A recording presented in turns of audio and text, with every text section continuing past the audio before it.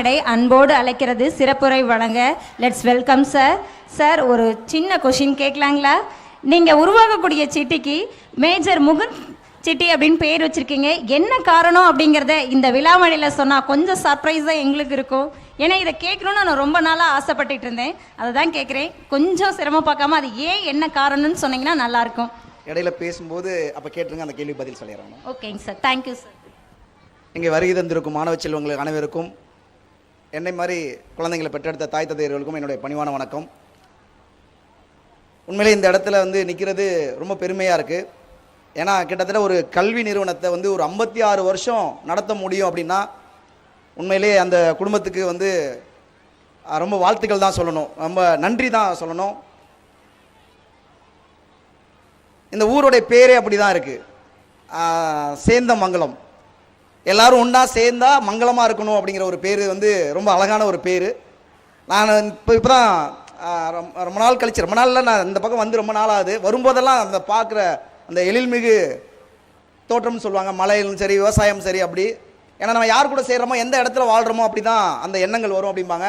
ஒரு அற்புதமான இடம், ஒரு மன நிறைவு தரும் இடம். எனக்கு குப்தா சாருக்கு தெரியும், இன்றைக்கி நான் இந்த இடத்துல எந்த சூழ்நிலையில் நிற்கிறேன்னு தெரியும். இன்றைக்கி இங்கே வரவே கூடாது, வரவே முடியாது அப்படிங்கிற ஒரு சூழ்நிலை. ஒரே ஒரு விஷயத்துக்காக தான், அந்த மனிதர் மிக புனிதமான ஒரு மனிதர், அவருக்காக நம்ம அந்த இடத்துல போய் நிற்கணும் அப்படின்னு.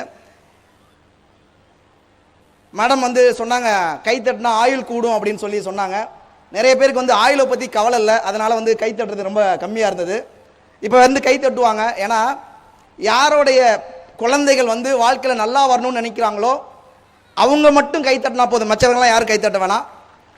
எந்த குழந்தை என் குழந்தை நல்லா வரணும் அப்படின்னு நினைக்கிற பேரண்ட் மட்டும் இங்கே கை தட்டுனீங்களா? ஏன்னா அங்கே பின்னாடி நிற்கிறவங்களுக்கு தெரியணும், நிறைய பேர் அங்கே ஹோட்டல் அங்கே நிற்கிறாங்க, அவங்களுக்கு தெரியணும். இல்லை உங்களுக்கு கை தட்ட முடியலன்னா நான் இப்போ என்னுடைய குழந்தைகளை கை தட்ட சொல்கிறேன், அவங்களோட நீங்கள் பெஸ்ட்டாக கை தட்டினீங்கன்னா நான் ஒத்துக்கிறேன். அம்மா இங்கே இருக்கவங்களால கை தட்டலாமா, கிளாப் பண்ணலாமா? இப்போ நம்ம கை தட்டினதுக்காக நம்மளோட பேரண்ட் அங்கே, ஏன்னா நிறைய பேருக்கு அங்கே பயம் என்னன்னா, என் குழந்தை அங்கே உட்காந்துருக்காங்களே எப்போ நான் வீட்டுக்கு கூட்டிகிட்டு போங்கிற ஒரு பயம் இருக்குது. பயப்படாதீங்க. உங்களை விட இங்கே இருக்கிற ஆசிரியர்கள் ரொம்ப பத்திரமா பார்த்துக்கிருக்காங்க. இங்கே பார்த்தீங்கன்னா தெரியும், அவ்வளோ பத்திரமா இருக்காங்க. அதனால் அந்த மைண்டை விட்டு தூக்கி எரிஞ்சிருங்க. ஏன்னா இந்த மேடை ஏதோ ஒரு அரசியல் மேடை கிடையாது, ஏதோ ஒரு கலை நிகழ்ச்சி மேடை கிடையாது. உண்மையிலே இந்த ஊரில் நான் குப்தா சார்ட்ட சொன்னேன், எப்படி சார் இந்த ஊரில் இவ்வளோ பெரிய ஒரு கட்டமைப்பு, இவ்வளோ பேர், இவ்வளோ பெரிய ஒரு ஆண்டு விழாவை நடத்துறீங்க அப்படின்னு. எனக்கு குப்தா சாரை பற்றி கிட்டத்தட்ட ஒரு 10 ஆண்டுகளாக தெரியும். அவர் மேடை ஏறும்போதே ஒரு விஷயம் சொன்னார், நான் சொல்லணும்னு நினச்சேன், அங்கே சொன்னாங்க ஏற்கனவே. உண்மையிலேயே இந்த மார்க் எடுக்கிறதுக்கான ஒரு கல்வி அப்படிங்கிறது கிடையாது, மனிதர்களை மாற்றக்கூடிய ஒரு கல்வி இந்த இந்த கல்வி இருக்கும் அப்படின்னு சொல்லி இந்த பள்ளி இருக்குன்னு சொன்னாங்க. உண்மையை நான் அந்த ஒரே ஒரு மெசேஜ் சொல்லிட்டு போகணுங்கிறக்காக அந்த இடத்துக்கு வந்தேன். என்னன்னா நாங்கள் எல்லாருமே எங்கே பயணம் பண்ணுறோன்னு தெரியும். இந்த கல்வியில் இந்த இந்த இடத்துல இந்த சேந்தமங்கலத்தில் இந்த கல்வியில் படிக்கிறவங்க அவங்க குடும்பத்தை காப்பாற்றுங்கிற, சில பேர் நம்ம படிக்க வைக்கிறேன் குடும்பத்தை காப்பாற்றணும்னு. நான் சொல்கிறேன், இந்த கல்வி நிறுவனத்தில் படிக்கிறவங்க அவங்க குடும்பத்தை மட்டும் இல்லை, தமிழ்நாட்டை தேசத்தை காக்கிற ஒரு நல்ல வீரர்களாகவும் நல்ல அரசியல் தலைவர்களாகவும் நல்ல அரசு தலைவர்களாக மட்டும்தான் வருவாங்க. ஏன்னா எனக்கு நல்லா தெரியும், நான் ஒரு சில கல்வியில் போய் பேச போயிருக்கேன். அங்கே பேசும்போது எப்படி மார்க் எடுக்கிறது, எப்படி அந்த கொண்டு வரணும்னு எனக்கு பர்சனலாக தெரியும். இந்த கட்டமைப்பை இந்த குழந்தைங்களை எப்படி கொண்டு வர போகிறாரு, இந்த கல்வி நிறுவனம் எப்படி கொண்டு வர போகுதுன்னு எனக்கு நல்லா தெரியும்.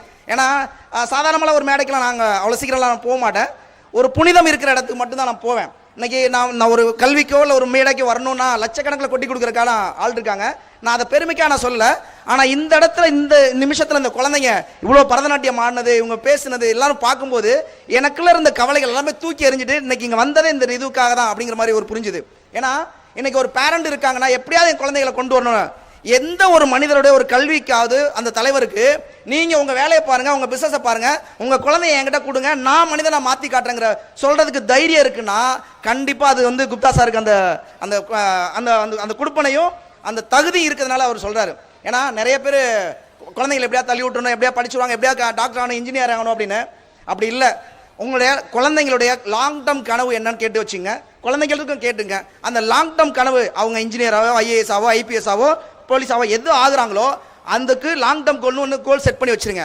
ஆனால் என்ன லாங் டேர்ம் கோல் வச்சோமோ அந்த கோலுக்காக இப்போவே எஃபர்ட் போடாதீங்க. நிறைய பேர் சொல்கிறது நம்ம ஒரு ஐஏஎஸ் ஆகணும், இப்போவே எஃபர்ட் போடு, இப்போவே எஃபர்ட் போடுங்கிறோம். இல்லை, அவங்க லாங் டேர்ம் கோல்னு ஒன்று செட் பண்ணிட்டோம். என்னை பொறுத்த வரைக்கும் அதுதான் லாங் டேர்ம் கோல்னு ஒன்று செட் பண்ணிட்டோம். செட் பண்ணதுக்கு அப்புறம் அவங்க எந்த ஸ்டாண்டர்ட் படிக்கிறாங்களோ அந்த ஸ்டாண்டர்டை கவனமாக படிச்சாங்கன்னா ஐஏஎஸ் என்ன ஐபிஎஸ் என்ன எந்த வேணாலும் கலைக்கலாம். எனக்கும் பையன் இருக்கிறான். என்னுடைய பையன் இன்னைக்கு ஐஏஎஸ் ஆஃபீஸருக்கான ட்ரைனிங் போய்க்கிருக்காரு. அவர் லாங் டேர்ம் கோல் நான் ஐஏஎஸ் ஆகணும்ப்பா. ஏன்னா எனக்கு Iraiyanbu sir, IAS Kandhan sir, இவங்க எல்லாமே ரொம்ப க்ளோஸாக தெரியும்.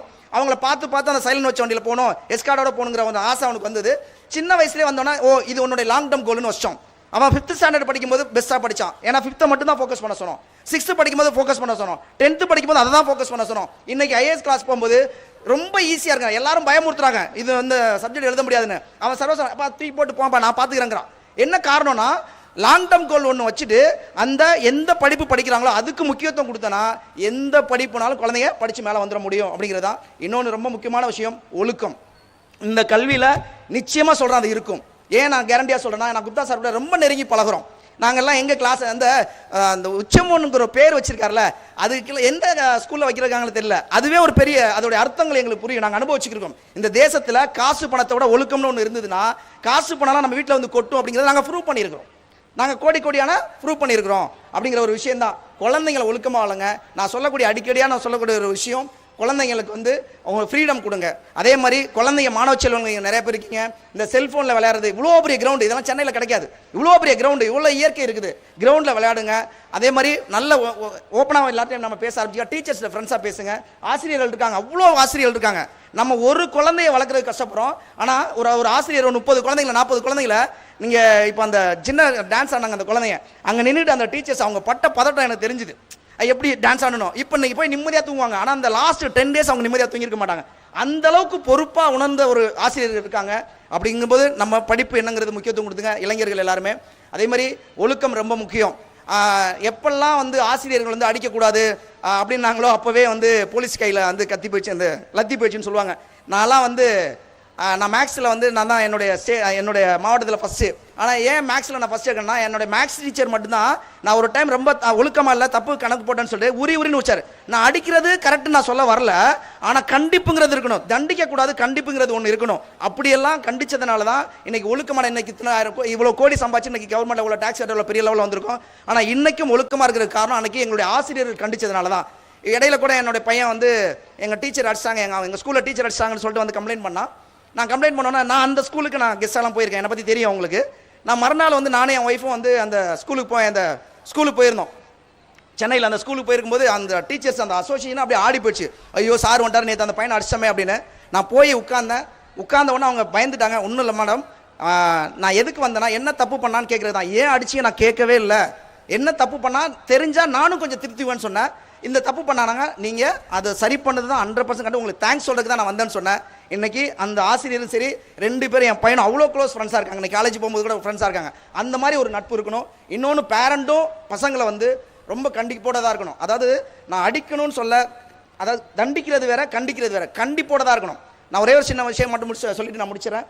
நான் சின்ன வயசில் 4th 5th and maximum 6th படிக்கும்போது கிராமத்து பையன். இப்போ நான் சென்னையில் இருக்கிறேன். நான் புதுக்கோட்டை பக்கத்தில் ஒரு சின்ன 60 வீடு இருக்கிற ஒரு சின்ன கிராமம். இந்த எருக்காலங்குச்சியில் சிகரெட் பிடிக்கிற மாதிரி அப்போலாம் அந்த படத்தில் சினிமாவில் வர இதெல்லாம் பார்க்குறோம்னு சொல்லிட்டு ஒரு சிகரெட் மாதிரி வந்து பற்ற வச்சு வாயில் வச்சு புகை விட்டுட்டேன். அதை வந்து யாரோ பார்த்துட்டு எங்கள் அப்பாட்ட சொல்லிட்டாங்க. ஒன்றுமே பண்ணல எங்கள் அப்பா. நேராக எங்களோட வீடு ஓலை குடிசை. அந்த ஓலை குடிசையில் 2 கயிறை கட்டி கால் கட்டக்கவரில் தொங்குற மாதிரி தொங்க விட்டாங்க. வேறு ஒன்றுமே பண்ணல.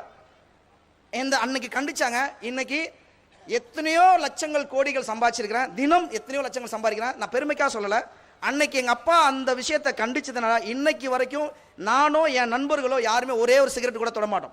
ஏன்னா என்னோட பேரண்ட் கண்டிச்சதுனால தான். அப்போ பேரண்ட் வந்து கண்டிப்பாக வந்து ஒழுக்கங்களை கற்றுக் கொடுக்கணும். அதுதான் கல்வியை கற்றுக் கொடுக்குறது. நல்ல ஆசிரியர்கள் இருக்காங்க, நல்ல பள்ளிகள் இருக்காங்க, அவங்க கற்றுக் கொடுத்துருவாங்க. ஒழுக்கம் மட்டும்தான். ஒழுக்கம் இருந்ததுன்னா நம்ம கல்வி கூட அப்படி போகும்போது ஒழுக்கம் சேர்ந்துச்சுன்னா ஒரு மனிதன் உயர்ந்த இடத்துக்கு வந்துருவாங்க. உண்மையிலே இன்னைக்கு இந்த காலத்தில் நின்று இந்த மேடையில் நின்னது ரொம்ப பெருமையாக இருக்குது. ஏன்னா தமிழ்நாட்டில் இல்லை, குப்தா சார்ட்ட ஒரே ஒரு வேண்டுகோள் வைக்கிறேன். உங்கள் ஊர் உங்கள் மண், உங்கள் ஊரில் நம்ம குழந்தைங்க நல்லா படித்து மேலே வரப்போகிறாங்க, அதில் எந்த மாற்றம் இல்லை. ஆனால் தமிழ்நாடும் நம்ம மண்ணு தான், இந்தியாவும் நம்ம மண்ணு தான்.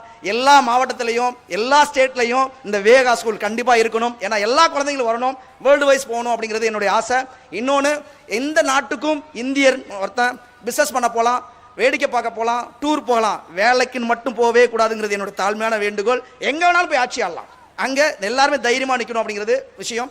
இந்த ஜாதி மதம் பார்த்து நம்மளை வந்து தாழ்வு மனப்பான்மை, ஏழை பணக்கார, ஜாதி மதம் பார்த்து நம்மளை நிறைய பேர் நெகட்டிவ் பண்ணுறாங்க. அதெல்லாம் ஒன்றுமே கிடையாது. காசு பணங்கிறதா ஒன்றுமே கிடையாது. அதை தாண்டி நம்ம குழந்தைங்களை வந்து மேலே நிற்கணும். ஒரு பெற்றவங்களுக்கு ஒரு மரியாதை என்ன, நம்ம கோடி கோடியாக பணம் சம்பாரிச்சு சேர்த்து வைக்கிறது கிடையாது. ஒரு நல்ல ஒரு மேடையில் என் பிள்ளை ஒரு ஸ்டேஜில் வந்து ஒரு அவார்டு வாங்குறான், ரிவார்டு வாங்குறான், என் பிள்ளை நல்லா இருக்கான்னு சொன்னால் தான் ஒரு பெற்றவங்களுக்கு ஒரு பெருமை. அந்த பெருமையை இங்கே இருக்கிற மாணவர் செல்வங்களை அத்தனை பேரும் கொடுக்கணும்னு சொல்லி இன்னைக்கு இந்த நிகழ்வுக்கு வந்ததுக்கான ரொம்ப ரொம்ப இறைவன்ட்ட நான் தேங்க்ஸ் சொல்லிக்கிறேன். வாழ்த்துக்கள், நன்றி, தேங்க்யூ. Thank you sir. அழகான சிறப்புரை வழங்கி நல்கியமைக்கு நன்றி சார். ஆனால் நான் கேட்ட கொஷினை மட்டும் நீங்கள் மறந்துட்டீங்க. தேங்க்ஸ்மா. நிறைய பெண் தொழிலதிபர்களை உருவாக்கணும்னு நினச்சேன். இன்னைக்கு கிட்டத்தட்ட ஒரு 500 பேருக்கு மேலே சொந்த காலில் நிற்கக்கூடிய பெண் தொழிலதிபர்களை உருவாக்கியிருக்கிறேன். அதுக்காக தான் நம்ம பார்லிமெண்ட்டில் கூட அவார்டு கொடுத்தாங்க. நிறைய ரத்த தான முகாம் பண்ணியிருக்கேன்.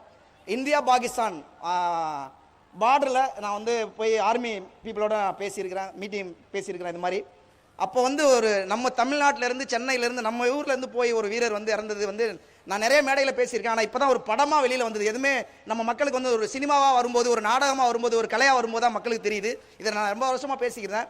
அந்த படமாக வந்ததுக்கப்புறம் அது விழிப்புணர்ச்சி வந்ததுனால என்னுடைய தொழிலில் நான் எப்போவுமே ராணுவ வீரர்களுக்கும் நல்ல அரசு அதிகாரிகளுக்கும் நல்ல போலீஸ் டிபார்ட்மெண்ட்ல மரியாதை கொடுப்பேன். அவருடைய ஞாபகமாக மேஜர் முகுந்தன் நகர்னு ஒரு சைட் வந்து லான்ச் பண்ணேன் என்னுடைய பிஸ்னஸில். அது ஒரே நாளில் சேல் ஆகிடுச்சு. அதில் வந்து நம்ம யாரெல்லாம் ஆர்மியில் ஒர்க் பண்ணாங்களோ அவங்களுக்குலாம் நல்ல டிஸ்கவுண்ட் கொடுத்து ப்ராஃபிட்டே இல்லாமல் கொடுத்தேன். அந்த பேர் வச்சது வந்து நிறைய பேர் என்ன பெருமையாக சொல்கிறாங்க, எனக்கு கொடுத்த கடவுள் கொடுத்த பெரிய பெரிய கிஃப்ட், அந்த பேரை நான் வச்சேன் என்னோட நிறுவனத்து மூலியமா அப்படிங்கிறதா. அது பெருமையாக நான் அது பண்ணுறேன். ஜெய்ஹிந்த் சார். அழகாக பதிலளித்தது மிக்கி. அடுத்ததாக